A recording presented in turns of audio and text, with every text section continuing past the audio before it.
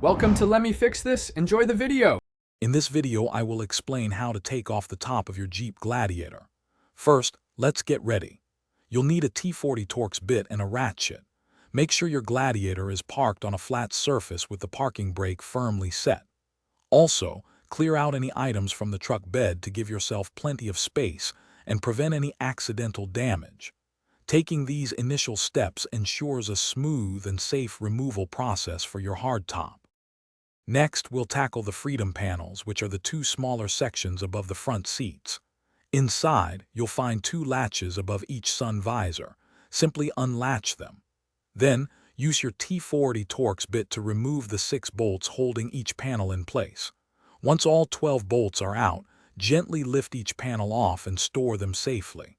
These panels are relatively light, making this step quite manageable. Now, let's prepare the main hardtop for removal. On the driver's side, you'll need to disconnect the washer fluid hose and the electrical harness. These are usually simple quick-release connections. Then, move to the inside rear of the hardtop and remove the 6 Torx bolts that secure it to the body.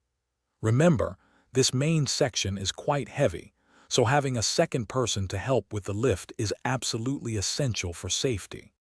Finally, with your helper, carefully lift the entire hardtop straight up and off your Gladiator.